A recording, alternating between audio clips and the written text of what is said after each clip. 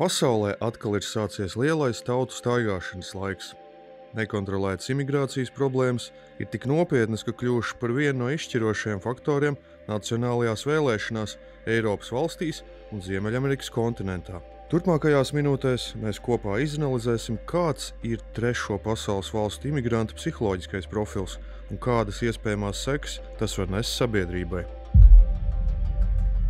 Līdz 20. gadsimta 80. gadiem lielākā daļa jaunatīstības valstu centās iet rietumu civilizācijas attīstības ceļu, ieviešot demokrātiskas valsts pārvaldes procesus, veicot sieviešu tiesību ievērošanu, ceļot skolas, slimnīcas un uzņēmumus. Ja paskatās uz 20. gadsimta 50., 60., pat 70. gadu Afganistānas, Libānas, Irānas fotogrāfijas un kinokroniku kadrus, tad var redzēt ielas ar Eiropejas ģērbtām jaunām sievietēm, kuras studē augstskolās, strādā, brīvi pastaigājas. 20. gadsimta beigās, 21. gadsimta sākumā notika krasa paradigmas maiņa. Jaunatīstības valstīs vairs nemēģināja dzīvot kā Eiropā, bet to iedzīvotāji masveidā pārcēlās uz dzīvi Eiropas valstīs, ASV, Kanādā, lai tur ieviestu šariatu un kalifātu. Notiek reversais process.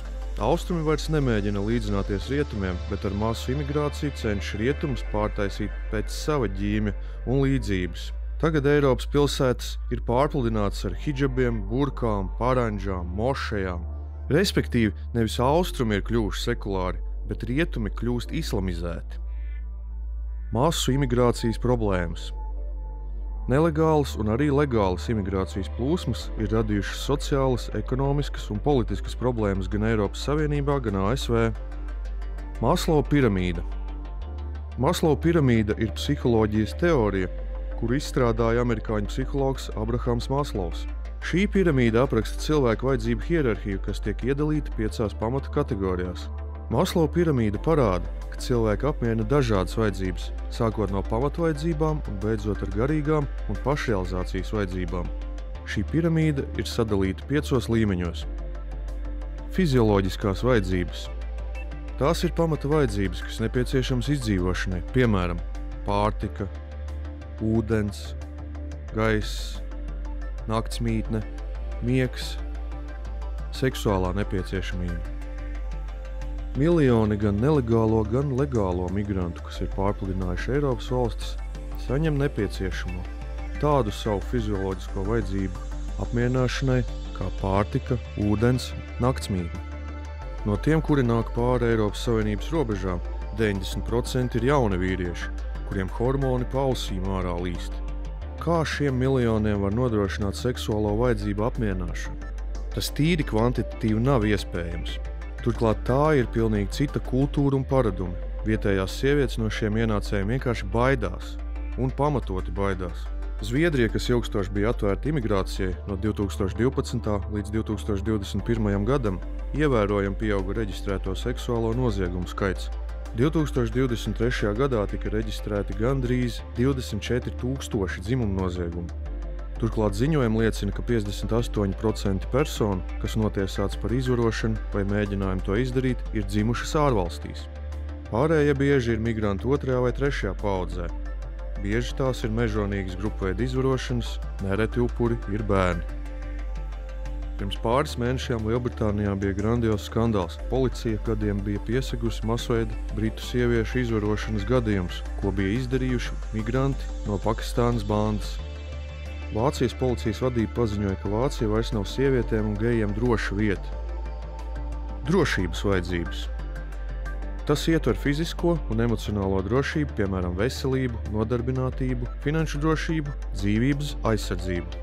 Imigrantu neapmierinātās seksuālās vajadzības, kā arī vardarbīgie noziegumi, laupīšanas, piekaušanas, slepkavības, rada kriminālu vidi, kad valsts vairs nenodrošina fizisko un emocionālo drošību saviem pilsoņiem. Vietējos iedzīvotājus uztrauc augstie riski, ka vardarbībai tiek pakļauti bērni un jaunieši izglītības iestādēs un uz ielas. Vienkārši var nemotivēti piekaut, lai video uzņemtu sociālajiem tīkliem, kā arī seksuālās vardarbības noziegumu pieaugums pret vietējām sievietēm. Piederības un mīlestības vajadzības. Cilvēkiem ir nepieciešamība pēc attiecībām, draudzības, mīlestības un piederības kādai grupai vai kopienai. Nepieciešamība izveidot ģimeni, klanu kopienu kultūrām ir daudz izteiktāka kā eiropiešiem vai amerikāņiem, kuri ir individuālisti. Problēmas tās pašas, kas pie seksuālo vajadzību apmierināšanas. Tikai vēl daudz augstāks sarežģītības līmenis, ja ap 90% no tiem, kuri nāk pāri robežai, ir jauni vīrieši ar radikāli atšķirīgu kultūru, kur tad viņi tās sievas atradīs? Tikai savā etniski reliģiskajā kopienā vai atvedīs no mītnes zemes visas savas 4 sievas, un tad visa saime dzīvos uz nodokļu maksātāju naudas pabalstiem. Pakistānā brālēnu un māsītes laulības ir izplatītas kultūras un ģimenes tradīciju dēļ. Pētījuma dati Pakistānā liecina, ka 40 līdz 50% laulību notiek starp tuviem radiniekiem. Līdzīgi dati ir Lielbritānijas pakistāņu kopienā. Šīm laulībām bieži ir medicīniskas sekas, īpaši attiecībā uz pēcnācēju veselību. Pētījumi norāda, ka iedzimtu slimību risks dubultojas, ja abi vecāki ir tuvi radinieki. Šajās tuvu radinieku laulībās ir paaugstināts ģenētisko slimību risks, augstāka bērnu mirstība un iedzimti defekti. Tā kā absolūtais vairākums pakistāņu studentu, kuri mācās Latvijas augstskolās un strādā par Bolt kurjeriem, par sievām ievedīs māsītes no Pakistānas, bet viņu pēcnācēju veselības problēmas gulsies uz tā jau nabadzīgo Latvijas veselības aprūpes sistēmu. Līdzīgi ir ar imigrantiem no Indijas. Iespējams, tikai hinduismā sievietes stāvoklis ir vēl sliktāks kā musulmaņu pasaulē. Indijas sabiedrību regulāri satricina pilnīgi mežonīgi grupveida izvarošanas gadījumi. Lielā mērā tam pamatā ir reliģiskās tradīcijas, kur meita rada milzīgs materiāls apgrūtinājums ģimenei, jo atšķirībā no citām kultūrām tieši meitenes ģimenei ir jāizmaksā milzīgs pūrs nākamā vīra ģimenei. Cieņas vajadzības. Tas ietver pašcieņu, cieņu no citiem cilvēkiem, uzslavas, atzinību, veiksmīgus sasniegumus. Imigrantiem ir grūti veidot veiksmīgas profesionālās karjeras jaunajās mītnes zemēs, jo pastāv valodas ierobežojumi, sveša kultūra, izglītības atšķirības, horizontālo un vertikālo sociālo saišu neesamība. Tāpēc imigranti parasti noslēdz savās etniskajās reliģiskajās kopienās, tur nodibinot savu sociālo statusu, saņemot cieņu no savas kopienas locekļiem. Tā musulmaņi uz savu jauno mītni atved šariatu, bet hinduisti – kastu sistēmu. Musulmaņiem mošejas ir ne tikai reliģiskās, bet arī politiskās un ekonomiskās dzīves centrs. Tur tiek izplatīta mītnes zemē naidīga ideoloģija. Tur jaunajiem vīriešiem tiek sniegts reliģiski ideoloģiskais pamatojums, ka musulmaņu pienākums ir nogalināt neticīgos vīriešus un izvarot sievietes.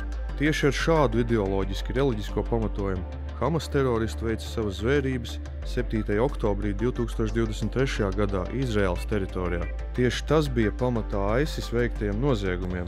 Tieši tā tiek izplatīta vairumā mošeju visā pasaulē. Pašrealizācija.